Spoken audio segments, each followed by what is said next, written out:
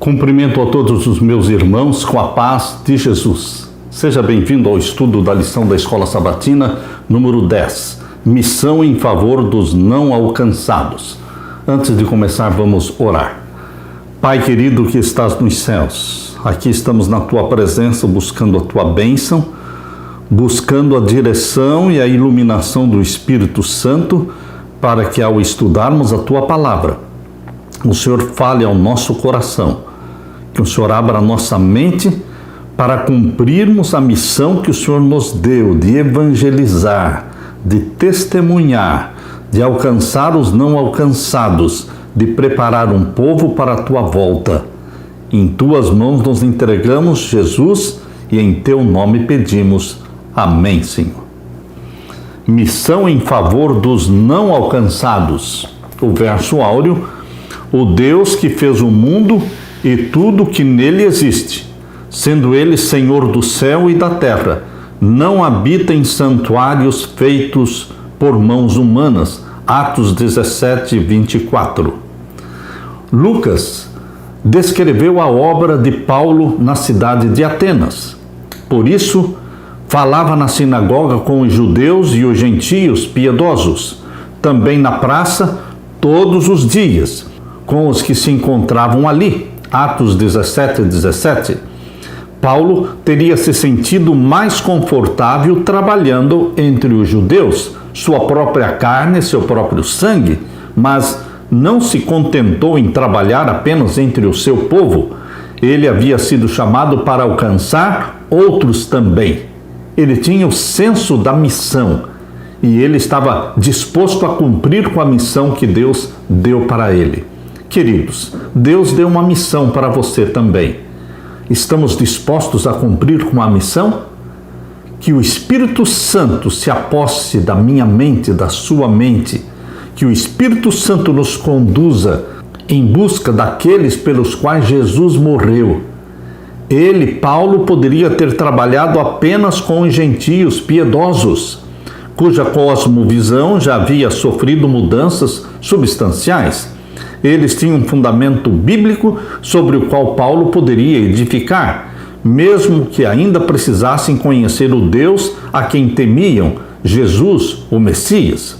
Mas não, enquanto estava em Atenas, cidade famosa por sua filosofia, Paulo procurou alcançar as pessoas de lá também. Muitas delas tinham uma formação e visão de mundo radicalmente diferentes daquelas dos hebreus e da sua história sagrada, que formavam a base da fé que Paulo queria ensinar aos atenienses. Como Paulo buscou alcançar essas pessoas? E o que podemos aprender das suas tentativas?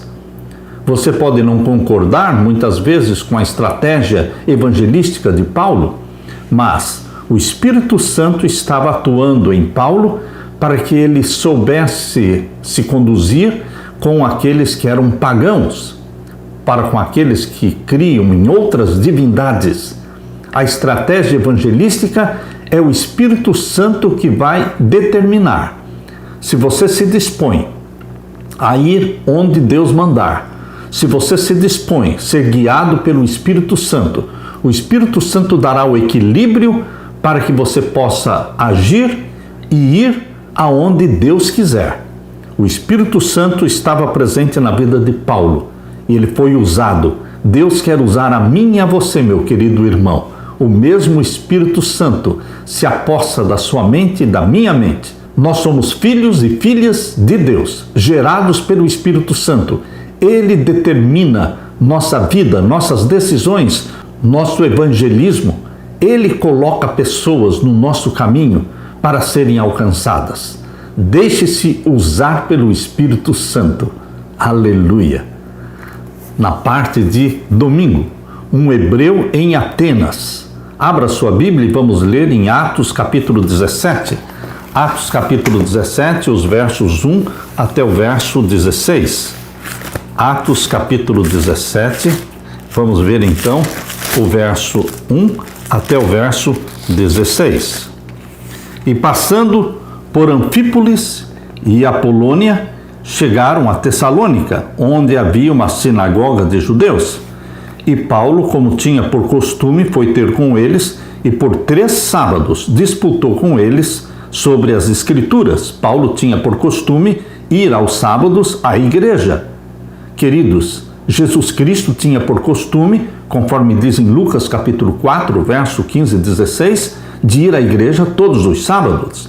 Os discípulos de Jesus tinham por costume guardar também o sábado, um dos 10 mandamentos. E assim era com Paulo. E ele todos os sábados estava numa sinagoga. E quando ele chegou numa cidade que não tinha sinagoga, ele foi para a beira de um rio, exatamente como explica aqui em Atos capítulo 16, versos 12 em diante, explica que na cidade de Filipos não existia sinagoga, mas no sábado Paulo foi para a beira de um rio procurando um lugar próprio, quieto, para orar. Foi ali que ele pregou para Lídia, a vendedora de púrpura de Tiatira, e ela foi convertida a Jesus. Paulo tinha por costume descansar no santo dia, o 4º mandamento. Ele obedecia o 4º mandamento. Portanto, diz aqui em Atos 17, verso 3, que na sinagoga por 3 sábados ele apresentou o evangelho para judeus. E o verso 3 diz, expondo e demonstrando que convinha que o Cristo padecesse e ressuscitasse dos mortos. E este Jesus que vos anuncio, dizia ele, é o Cristo. E alguns deles creram e ajuntaram-se com Paulo e Silas, e também uma grande multidão de gregos religiosos e não poucas mulheres principais. Mas os judeus desobedientes, movidos de inveja, ou seja, aqueles que não eram convertidos a Jesus, judeus que estavam dispostos a matar Paulo, assim como mataram Jesus, mas os judeus desobedientes, movidos de inveja, tomaram consigo alguns homens perversos, dentre os vadios, e ajuntando o povo, alvoroçaram a cidade e, assaltando a casa de Jason, procuravam tirá-los para junto do povo. Queridos, naquele tempo existia dentro da igreja judaica pessoas que eram usadas por Satanás.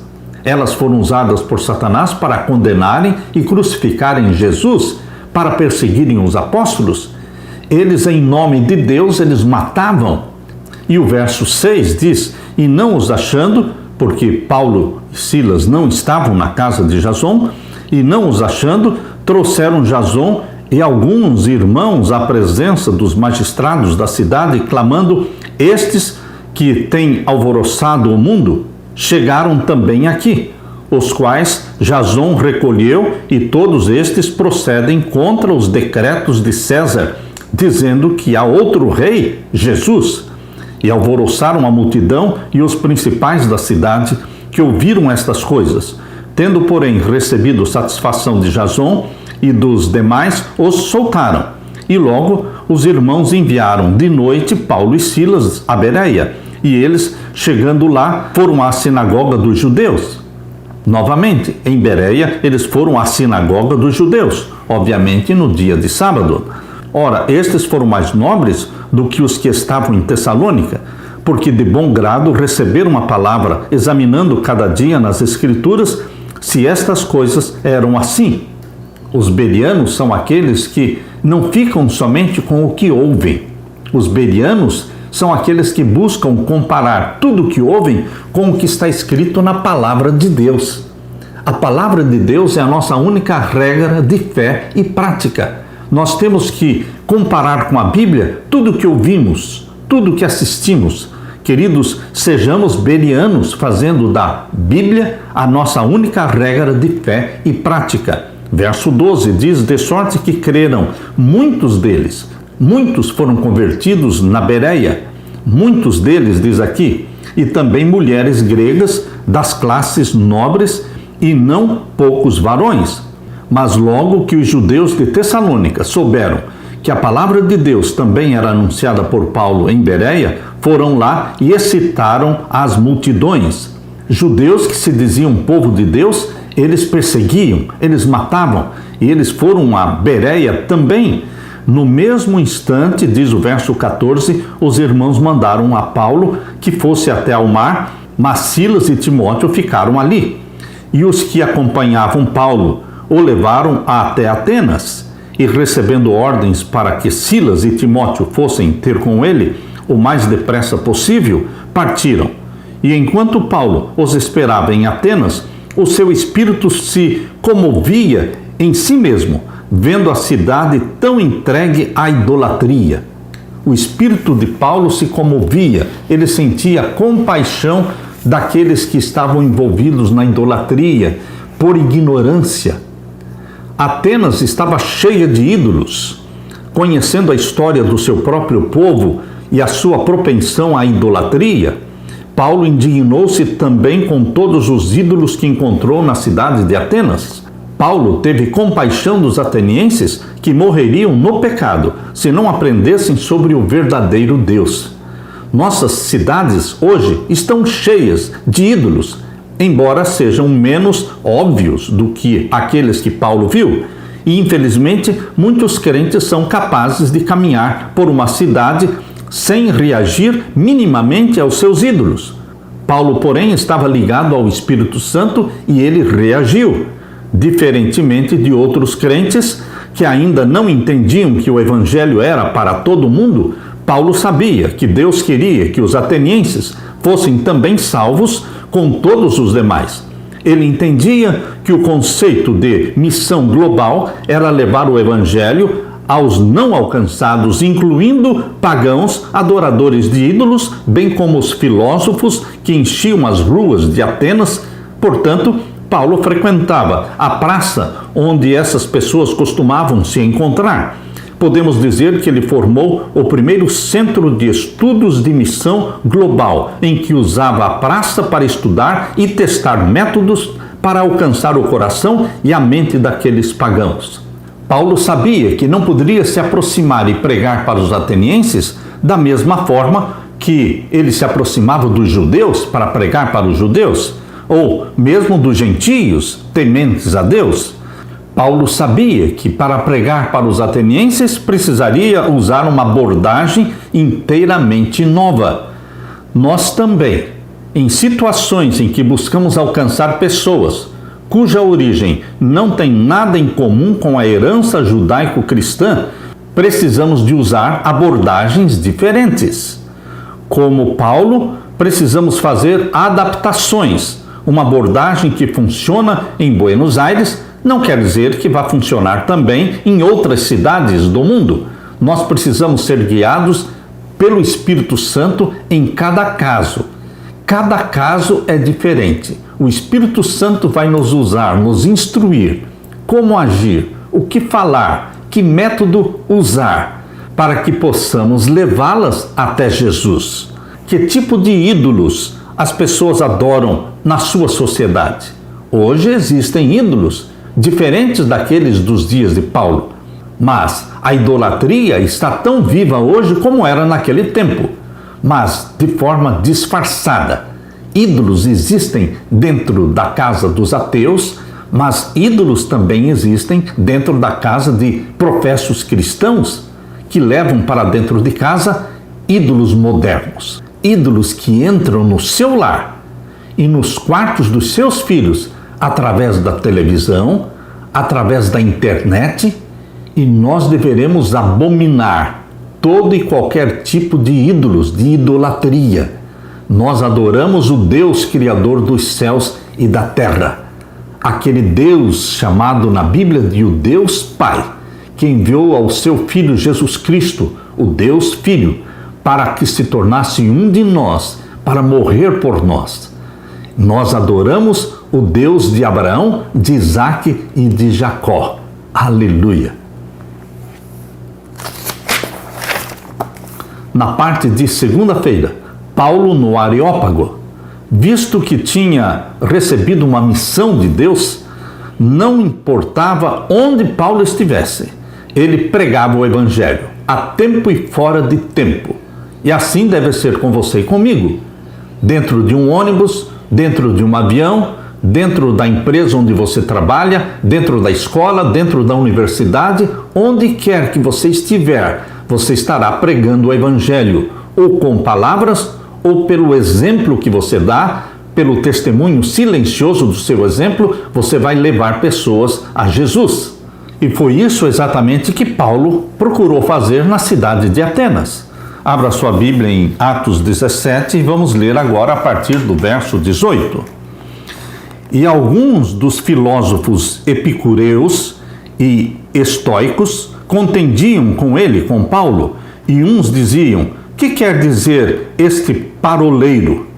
O que é que ele quer falar? E outros diziam: parece que é pregador de deuses estranhos, porque lhes anunciava Jesus e a ressurreição. E tomando-o, o levaram ao Areópago, dizendo: poderemos nós saber que nova doutrina é essa de que falas? Pois coisas estranhas nos trazes aos ouvidos. Queremos, pois, saber o que vem a ser isto. Verso 21. Pois todos os atenienses e estrangeiros residentes de nenhuma outra coisa se ocupavam, senão de dizer ou ouvir alguma novidade. Queridos, Paulo estava no Areópago. Os deuses estranhos de Paulo impressionaram as pessoas. Os deuses estranhos de Paulo eram o Deus da Bíblia, o Deus de Abraão, de Isaac e de Jacó. Por isso, os atenienses levaram Paulo até o Areópago, local da cidade onde questões legais e religiosas eram julgadas, embora Paulo não estivesse ali enfrentando nenhum juízo. Era justo, ao que parecia, dar a ele e a sua nova doutrina uma audiência, uma oportunidade. Seria difícil ignorar alguém com a eloquência de Paulo, mesmo promovendo ideias estranhas.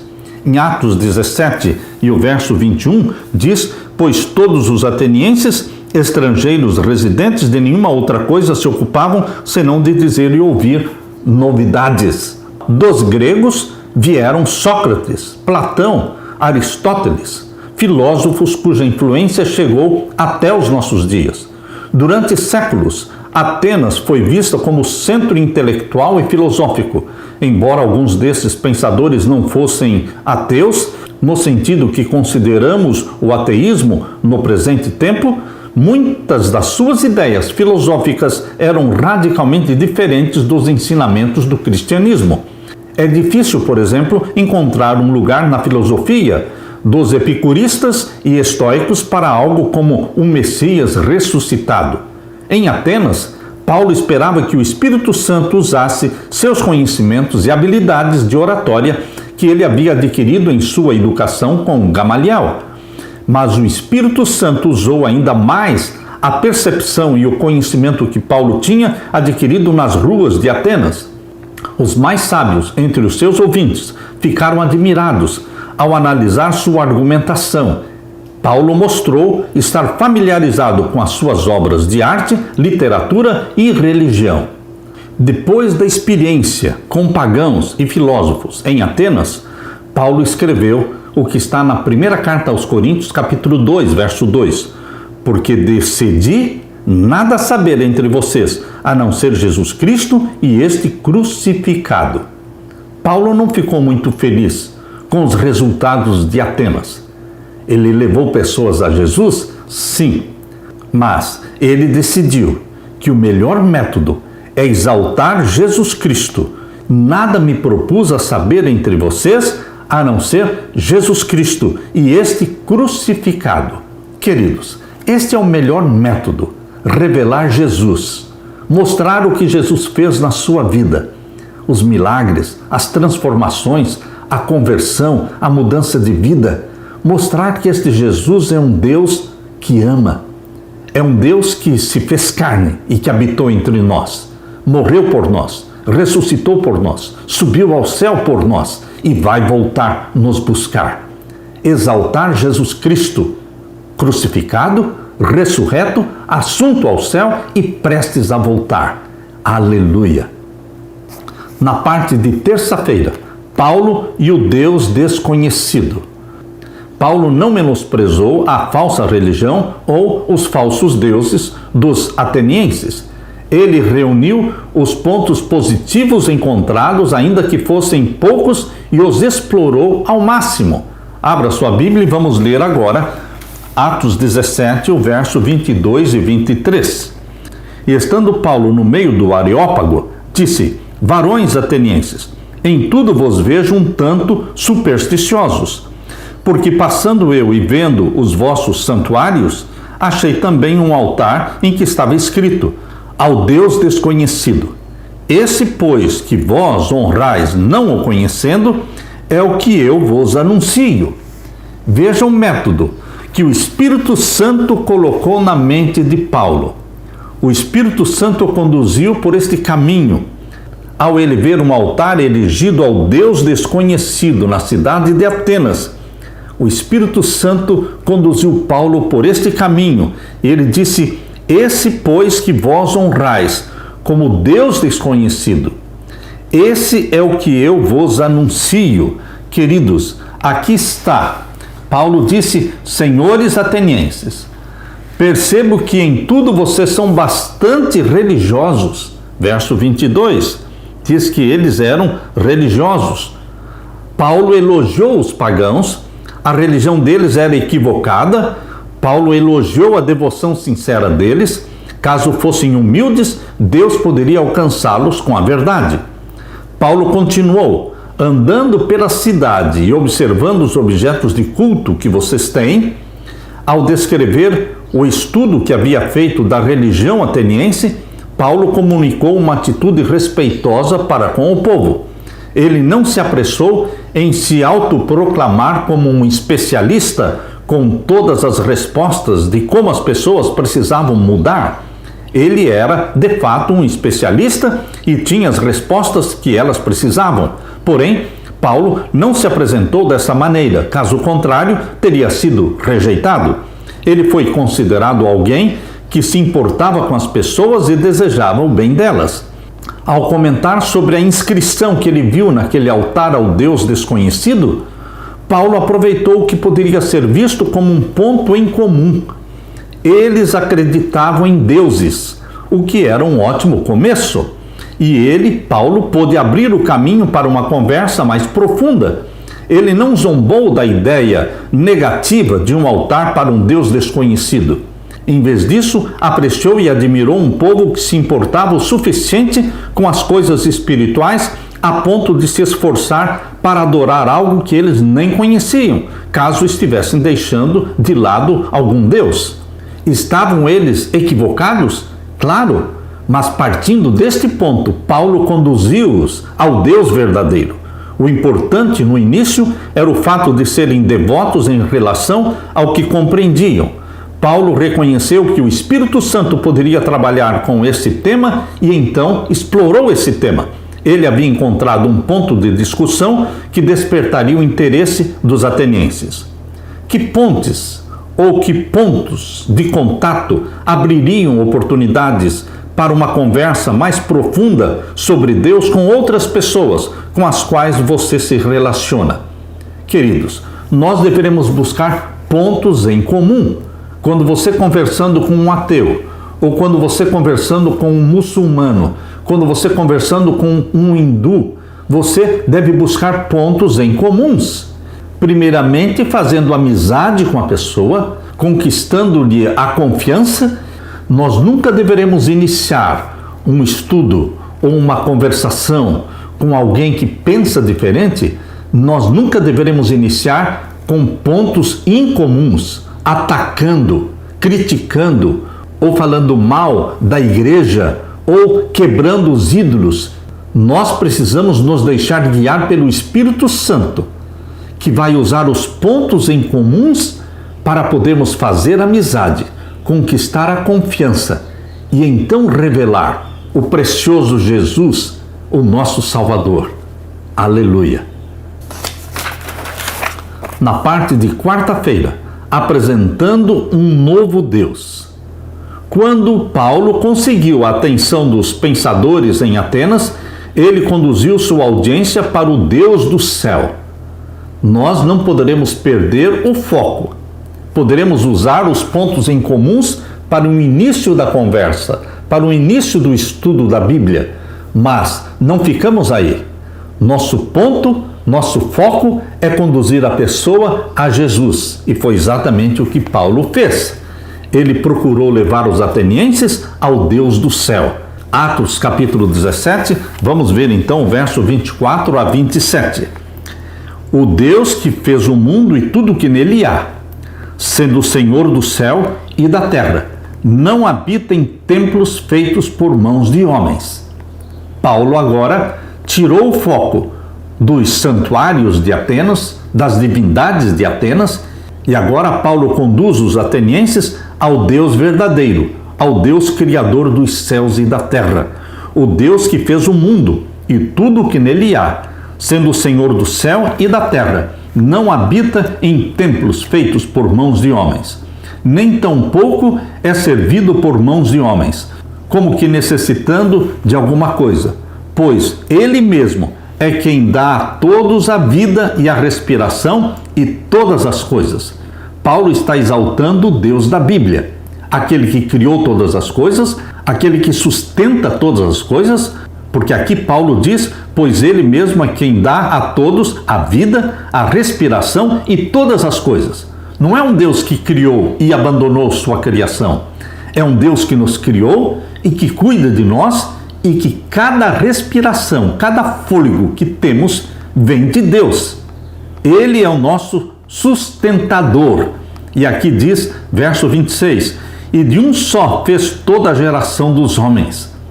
Deus criou Adão e Eva, e de um só casal, Adão e Eva, vieram todos os que vivem na terra, e de um só fez toda a geração dos homens para habitar sobre toda a face da terra, determinando os tempos já dantes ordenados e os limites da sua habitação.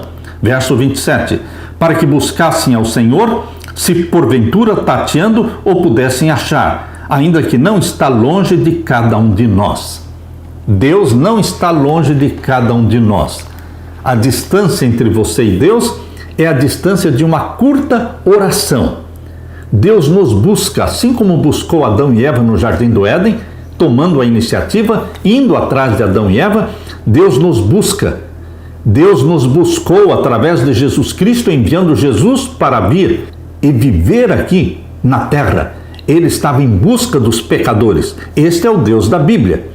Para um povo que se importava com as coisas espirituais a ponto de construir um altar para o Deus desconhecido, as palavras de Paulo eram intrigantes. Um Criador que não vive em um templo, não precisa de nada dos seres humanos, mas supre as necessidades humanas. Para uma cultura imersa na mitologia grega, na qual os deuses eram imprevisíveis, egocêntricos e cruéis, a ideia de um Deus como o que Paulo descreveu era um pensamento maravilhosamente intrigante.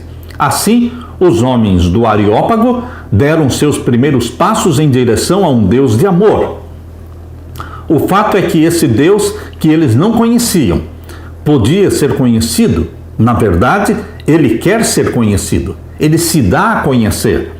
Paulo provavelmente falou mais tempo no Areópago do que apenas as poucas palavras que Lucas relatou. Por uma questão de espaço, talvez Lucas tenha resumido o discurso do apóstolo Paulo. Se isso é verdade, é provável que Paulo tenha detalhado mais os conceitos que lemos ali. Vamos dividir o discurso de Paulo em conceitos. Primeiro, Paulo elogiou a consciência espiritual e a sinceridade dos atenienses. Segundo, Paulo mostrou que tinha estudado a crença deles e encontrado algumas coisas que respeitava a partir do que tinha aprendido. Terceiro, contou sobre a descoberta de algo que eles admitiam não entender, que era o Deus desconhecido. Quarto, partilhou o aspecto de Deus de que precisavam desesperadamente. Deus existe, ama todos os seres humanos e não está distante deles. Quinto, Paulo advertiu sobre o que significa rejeitar conhecer o Deus que não conheciam. Paulo levou os atenienses o mais longe que pôde, com base no que sabia a respeito da crença deles. Se Paulo pôde levá-los tão longe, estava fazendo um bom progresso. Paulo foi usado pelo Espírito Santo, teve sucesso, não o sucesso que ele queria, mas ele conduziu almas a Jesus, mesmo ali na cidade de Atenas. Queridos, onde quer que você for, onde quer que você esteja, Você e eu poderemos ser agentes de Deus, testemunhas de Jesus e revelar aos outros quão precioso é o nosso Salvador Jesus. Aleluia! Na parte de quinta-feira, cruzando uma linha. Abra sua Bíblia e vamos ler Atos 17, versos 24 até 34. Versos 24 em diante. Aqui lemos: Ora, o Deus que fez o mundo e tudo que nele há, sendo o Senhor do céu e da terra, não habita em templos feitos por mãos de homens, nem tampouco é servido por mãos de homens, como que necessitando de alguma coisa, pois ele mesmo é quem dá a todos a vida, a respiração e todas as coisas. Este Deus apresentado por Paulo aos atenienses era totalmente diferente dos deuses pagãos que eles adoravam, porque era um Deus todo-poderoso que dava a vida, a respiração e todas as coisas. E de um só fez toda a geração dos homens. Ou seja, Paulo estava falando de um Deus criador, que fez tudo a partir de um casal, Adão e Eva, para habitar sobre toda a face da terra, determinando os tempos já dantes ordenados e os limites da sua habitação. Verso 27, para que buscassem ao Senhor se porventura, tateando, ou pudessem achar, ainda que não está longe de cada um de nós. É um Deus próximo, é um Deus que está perto, é um Deus pessoal. É muito diferente dos deuses pagãos, cruéis, irritados, maldosos, que o paganismo adorava. E o verso 28, porque nele vivemos. Percebam, Paulo abriu a mente dos atenienses, dizendo: este Deus que vocês adoram como Deus desconhecido é o Deus que eu estou pregando para vocês. É o Criador de todas as coisas, é o mantenedor da nossa vida, nele vivemos e nos movemos e existimos. Percebam que o Deus apresentado por Paulo não é um Deus que criou e abandonou a criação, mas é um Deus que olha para você, que cuida de você, sua respiração, o seu andar, o nosso comer e o nosso beber, o nosso dormir e o acordar cada manhã. Nós vivemos, nós nos movemos, nós existimos em Deus. Existe uma íntima ligação entre o Deus e as suas criaturas. Ele não nos abandonou, ele nos ama, porque também alguns dos vossos poetas disseram: pois somos também a sua geração. Sendo nós, pois, geração de Deus, não havemos de cuidar que a divindade seja semelhante ao ouro, ou à prata, ou à pedra esculpida por artifício e imaginação dos homens. Paulo condenou a idolatria de uma forma muito sutil. Ele teve tato para falar contra a idolatria, mostrando que o Deus da Bíblia está acima de tudo isso. O verso 30, mas Deus, não tendo em conta os tempos da ignorância. Bendito seja Deus que não leva em conta o tempo da ignorância. Os pecados por ignorância não conduzem à perdição, porque Deus não leva em conta o tempo da ignorância.